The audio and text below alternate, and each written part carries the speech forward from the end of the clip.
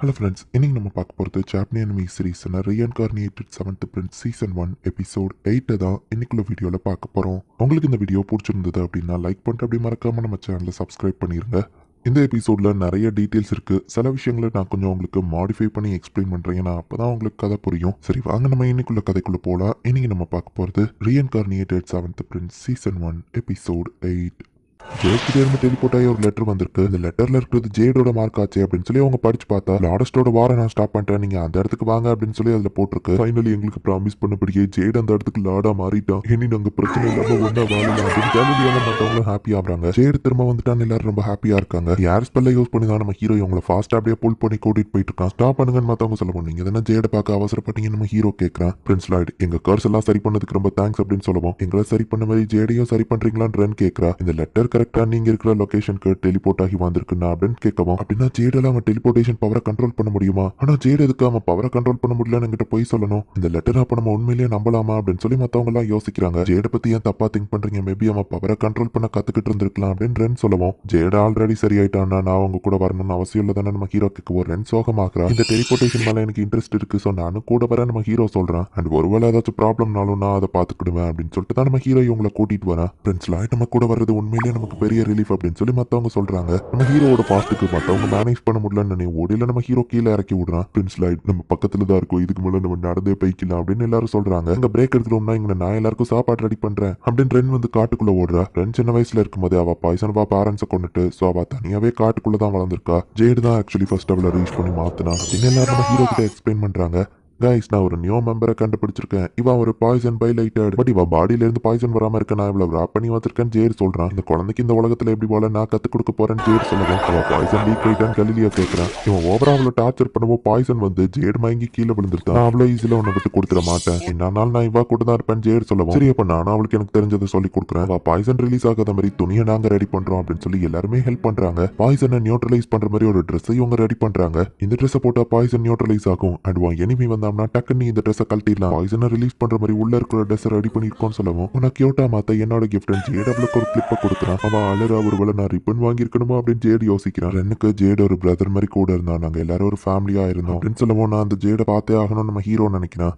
பாஸுக்கு ஒரு ஹியூமன் மேல இன்ட்ரெஸ்ட் வருதா அப்படின்னு பாக்குறான். அந்த சாப்பாடு பார்க்க பயங்கரமா இருக்கு, பவரை யூஸ் பண்ணி இதை டேஸ்டா மாத்துப்பான்னு சொல்லுவோம். அதெல்லாம் தேவையில்ல, அது டேஸ்டா தான் இருக்கும் ரென் சொல்றா. ரென் மறந்துட்டியா, லாய்டு ஒரு பிரின்ஸ், அவர் இந்த மாதிரி விஷயத்தெல்லாம் சாப்பிடுவாரா அப்படின்னு அந்த லேடி கேட்கவும், ஆமாண்டான்னு ரென் பார்த்தா நம்ம ஹீரோ அது சாப்பிட்டு டேஸ்டா தான் இருக்குன்னு சொல்றான். ப்ரீவியஸ் லைஃப்ல நான் பூரா இருந்ததுல இதை விட மோசமான சாப்பாடுலாம் சாப்பிட்டுருக்கேன் நம்ம ஹீரோ சொல்றான். ஃப்ரெண்ட்ஸே சாப்பிடுறாரு, ஸ்லம்ல வளர்ந்த நம்ம சாப்பாடோட டேஸ்ட்டை பத்தி பேசுறோமே அப்படின்னு மத்தவங்க யோசிக்கிறாங்க.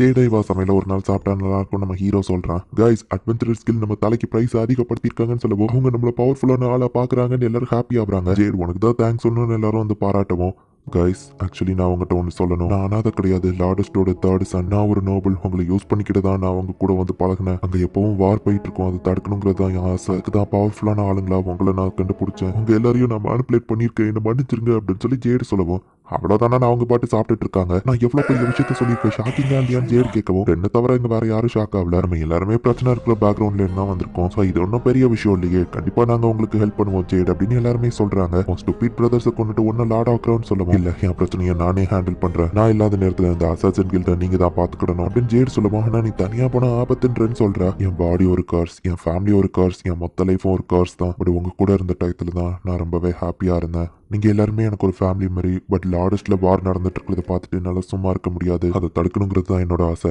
கண்டிப்பா நான் திரும்ப வருவேன் கைஸ், உங்களுக்கு ப்ராமிஸ் பண்றேன். நான் அந்த லார்டஸ்ட்க்கு லார்டா மாறினதுக்கு அப்புறம் நம்ம எல்லாரும் ஒன்னா சேர்ந்து அங்க ஒரு ஃபேமிலியா வாழலாம். நம்மள மாதிரி பைலேட்டட்கான டெரிட்டரியா நான் அதை மாத்திரம் எல்லாரும் ஹாப்பியா வாழலாம் அப்படின்னு ஜேடு சொல்லியிருப்பான். இந்த கதையை கேட்டு கிரம் கண்கலங்கி ஜேடு உண்மையிலேயே ஆசை போலி அப்படின்னு சொல்றான். சாப்பிட்டுட்டு பிரின்ஸ் லாய்டு இப்படி கியூட்டா தூங்கிட்டாரே அப்படின்னு கலிலியோ சொல்லுவான். அவ்வளோ கியூட் கிடையாது, ஈவன் தூங்கும் போது கூட அவனை சுத்தி ஸ்ட்ராங்கான பேரியர் இருக்குன்னு கிரம் சொல்றான். அந்த மேன்ஷன்ல என்ன நடக்கும் தெரியாது, லாய்டு நம்ம பசங்க இந்த இடத்துலயே விட்டுட்டு போலாம். ஒருவேளை ஜேட ஃபோர்ஸ் பண்ணி அவங்க அந்த லெட்டர் எழுத வச்சிருந்தான் ரென் கேட்கறா. சோ பிரச்சனை வந்தா லாய்டுக்கு எதுவும் ஆயிடக்கூடாதுன்னு இந்த இடத்துலயே விட்டுட்டு போறாங்க. பட் நான் உங்க கூட தான் வருவேன், லாய்டு எந்திரிச்சு பார்க்கும்போது உங்களுக்கு ஏதாச்சும் ஆயிருந்தா அவன் இனியே தான் திட்டுவான் அப்படின்னு கிரமி அவங்க கூட போறேன்னு சொல்றான். சோ நம்ம ஹீரோவை ஃபாரஸ்ட்குள்ளேயே விட்டுட்டு இவங்க மட்டும் இப்போ அந்த மேன்ஷனுக்கு போறாங்க. நம்மள அவங்க கண்டிப்பா வெல்கம் பண்ணுவாங்களா, இல்லைன்னா இது ஒரு ட்ராப்பா இருக்குமா அப்படின்னு சொல்லி மேல இருந்து இவங்க பார்த்துட்டு இருக்கவும், அவங்க நம்மள வெல்கம் பண்ணா பிரின்ஸ் லாய்டு ஜேட் கிட்ட இன்ட்ரோடியூஸ் பண்ணணும்னு பேசிட்டு இருக்காங்க. இங்க எல்லாம் அசசன் கில்ட சேர்ந்தவங்க தானே அப்படின்னு ஒருத்தர் வந்து பார்த்துட்டு, காய்ஸ் நம்ம கெஸ்ட் வந்துட்டாங்க, ஃப்ரண்ட் டோர் வழியாவே நீங்க வந்துருங்க வந்திருக்கலாமே எல்லாரும் அவங்கள வெல்கம் பண்றாங்க. பிரச்சனை இல்ல, நான் போய் பிரின்ஸ் லாயனை கூட்டிட்டு வரேன் கிரிம் போகவும். ஜேடு ரொம்ப நாள் கழிச்சு பார்க்க போறேன், என் கூட துணைக்கிறேன்னு சொல்றா. ஜேடுங்க அப்படின்னு கலிலியா கேட்கறான். இப்ப வந்துருவாரு அங்க இருக்கிறவன் சொல்றான். ஹலோ கைஸ், ஓ நீங்க என்ன இந்த ட்ரெஸ்ல பார்த்தது இல்ல அப்படின்னு சொல்லி அவன் டெலிபோர்ட் பண்ணி ட்ரெஸ்ஸை மட்டும் சேஞ்ச் பண்றான். உன் ட்ரெஸ்ல மட்டும் டெலிபோர்டேஷன் யூஸ் பண்ணா அப்போ உன்னால அதை கண்ட்ரோல் பண்ண முடியுமான்னு அவங்க கேட்கறாங்க. பண்ணி கத்துக்கிட்டேன் அப்படின்னு நம்ம சொல்லவும் எல்லாரும் ஹாப்பி ஆகுறாங்க. போய் பேச அப்படின்னு கிரிம் வந்து என்ன தள்ளி விடுறான். உன்ட்டு நான் நிறைய பேசணும்னு நினைச்சேன், எனக்கு வார்த்தைகளே வரலன்னு பேசிட்டு இருக்கா. சரி நம்ம ஹீரோவை கூட்டிட்டு வரலாம் அப்படின்னு சொல்லி கிரிம் வந்து கிளம்புறான். நானும் அவங்கள பார்த்த உடனே என்ன பேசுறதுன்னே தெரியல. ஆக்சுவலி என்ன பேசினா எனக்கு என்ன வந்துச்சு போடுங்க அப்படின்னு சொல்லி ஜேடு சில என்ன கோர்ஸ்ட் ஸ்பீச்சா ரோ பவரோட இது ரொம்ப ஸ்ட்ராங்கா இருக்கு அப்படின்னு எல்லாரும் ஷாக் ஆகுறாங்க. நான் சொன்னல பைலைட்டட் இந்த மெத்தட்ல ஈஸியா பிடிக்கலாம் அப்படின்னு சொல்லி ஜேடு சொல்றான். சுத்தி இருக்கிற எல்லா டீமன்ஸும் கை தட்டிட்டு இருக்காங்க. எந்த பாடி உங்களுக்கு வேணுமோ செலக்ட் பண்ணுங்க.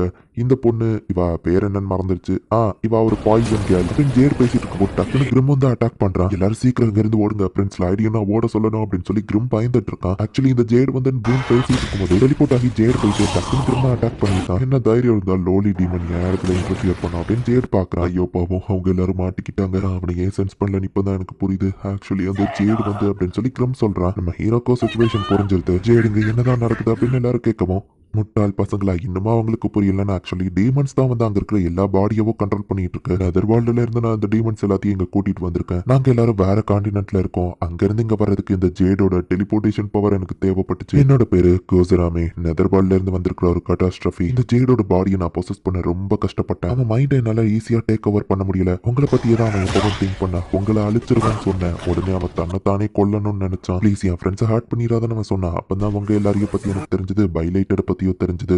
பைலைட்டட் ஒரு ரேரான வெசல், அந்த பாடி எங்களுக்கு டேக் ஓவர் பண்ண வேணும் அப்படின்னு ஒரு டீமன் சொல்லுது. நான் அடுத்து உங்களை தேடி தான் போவேன்னு அவனுக்கு தெரியும். சோ தன்னைத்தானே அவன் தலையறுத்து சூசைட் பண்ண ட்ரை பண்ணான். நானும் அவனை பண்ணட்டும்னு விட்டுட்டு நான் எதுவுமே பண்ணல. ஏன் தெரியுமா? ஏன்னா நான் இன்ஸ்டன்டா டக்குன்னு அவனை சாப்பிடறதுக்கு முன்னாடி ஹீலிங் பண்ணிட்டேன். பட் அப்ப கூட அவன் விடல, ஃப்ரெண்ட்ஸுக்கு எதுவும் ஆயிடக்கூடாதுன்னு தன்னைத்தானே கொள்றதுக்கு அவன் டிஃப்ரெண்ட் டைப்ஸ் ஆஃப் கில்லிங் மெத்தடை யூஸ் பண்ணான். திரும்ப திரும்ப சாவ அவன் ட்ரை பண்ணிட்டே இருந்தான். பட் அந்த முட்டாளுக்கு தெரியல. அதனால அவன் மைண்ட் கொஞ்சம் கொஞ்சமா வீக் ஆயிட்டு இருக்குன்னு கடைசியில அவன் மைண்ட் டோட்டலா டெஸ்ட்ராய் ஆயிடுச்சு. நான் ஈஸியா அவன் பாடியை டேக் ஓவர் பண்ணிட்டேன். இந்த பாய்சன் பவருமே நல்ல பாடி தான். இந்த மெமரிஸை வச்சு பார்க்கும்போது இவ பேரண்ட்ஸை இவளே கொண்டிருக்கா. யாருக்கு இந்த பாடி வேணும்னு ஜேடு கேட்க, ஜேடோட வாய்ஸை யூஸ் பண்ணி ரன்னு பத்தி அப்படி பேசாத, அது அவளுக்கு எவ்வளவு கஷ்டமா இருக்கும் தெரியுமா அப்படின்னு சொல்லி பேபிலானும் கலிலியாவும் கத்துறாங்க. எங்களுக்கு மட்டும் ஏன் இப்படி நடக்கணும், இது நியாயமே இல்லைன்னு எல்லாரும் டென்ஷன் ஆகுறாங்க. அடா ஜேடோட மெமரியில இந்த மாதிரி ஒரு மார்க் இல்லையே, என்னோட பொருள் மலை வேற எவனோ கை வச்சிருக்கான், இதை யார் பண்ணது, பதில் சொல்லு அப்படின்னு கார் ஸ்வீச்சை யூஸ் பண்ணி கேட்கவும் நம்ம ஹீரோவை காமிச்சு கொடுக்க கூடாதுன்னு ரென் வந்து தன்னோட நாக்கு கடிச்சிருந்தா. உன் ஃப்ரெண்டை நீ காட்டி கொடுக்க கூடாதுன்னு அவ்வளோ கஷ்டப்படுறியா அப்படின்னு அந்த டீமன் கேட்கவும், ஜேட் இப்போ என்னால எனக்கு பிடிச்ச ட்ரெஸ் நான் போட முடியும், அவனை ஹேக் பண்ண ஒரு வேளை நீ திரும்ப வருவியா அப்படின்னு ரென் யோசிக்கிறா. அது யார் பண்ணது சொல்லு, உன் ஃப்ரெண்ட் எனக்கு காட்டி கொடு அப்படின்னு சொல்லி டீமன் என்னதான் டார்ச்சர் பண்ணாலும் ரென் வந்து கடைக்கு வர சொல்லவே இல்லை. நம்ம ஹீரோ அவன் ஃப்ரெண்ட்ஸுக்கு மட்டும் சேஃப்டி பேரியரை போட்டுட்டு அந்த மொத்த இடத்தையுமே பெரிய பிளாஸ்டை கிரியேட் பண்றான். அதை பண்ணது நான் தான் அப்படின்னு நம்ம ஹீரோ மாசா வந்து நிக்கிறான். இந்த இடத்துல இந்த எபிசோட் முடியுது. நெக்ஸ்ட் எபிசோட்ல இருந்தா கதை இன்னும் வேற லெவல்ல சூப்பரா போகும். ஸோ மிஸ் பண்ணாம பார்த்து என்ஜாய் பண்ணுங்க. அண்ட் உங்களுக்கு இந்த வீடியோ பிடிச்சிருந்தது அப்படின்னா லைக் பண்ணிட்டு அப்படி மறக்காம நம்ம சேனலை சப்ஸ்கிரைப் பண்ணிருங்க. தேங்க்யூ ஃபார் வாட்சிங். பாய் கைஸ், நெக்ஸ்ட் எபிசோட்ல மீட் பண்ணலாம்.